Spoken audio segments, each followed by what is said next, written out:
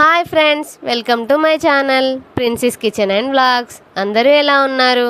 బాగున్నారా? ఈరోజు ఎంతో టేస్టీగా ఉండే దోసకాయ పప్పు ఎలా చేసుకోవాలో చూద్దామా? దోసకాయ పప్పు కోసం కావలసిన పదార్థాలు: పప్పు, దోసకాయ ముక్కలు, ఆనియన్స్, మిర్చి, కరివేపాకు, కొత్తిమీర, అలాగే పోపు దినుసులు.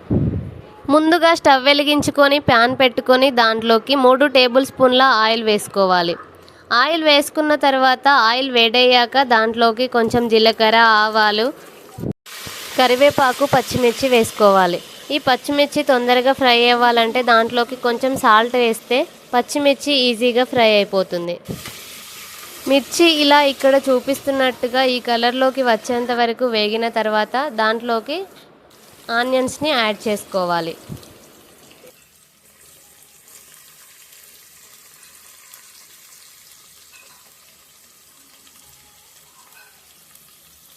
ఆనియన్స్ గోల్డెన్ కలర్లోకి వచ్చిన తర్వాత దాంట్లోకి దోసకాయ ముక్కల్ని యాడ్ చేసుకోవాలి. దోసకాయ ముక్కలు మంచిగా సాఫ్ట్గా అయ్యేంత వరకు వేపుకోవాలి. దోసకాయ ముక్కల్ని ఇక్కడ కనిపిస్తున్న విధంగా అంత సైజులో చిన్న చిన్న ముక్కలుగా కట్ చేసుకోవాలి. అప్పుడు మంచిగా ఫ్రై అయిపోతాయి. ఈ దోసకాయ ముక్కల్ని మీడియం ఫ్లేమ్లో 4 నుండి 5 నిమిషాల వరకు వేయించుకోవాలి. దోసకాయ ముక్కలు ఫ్రై అయ్యాక దాంట్లోకి కొంచెం పసుపును యాడ్ చేయాలి.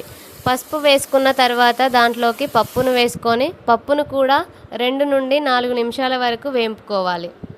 పప్పు వేగిన తర్వాత దాంట్లోకి కారంను యాడ్ చేసుకోవాలి. నేనైతే ఇక్కడ 1 స్పూన్ మాత్రమే కారంను యాడ్ చేశాను.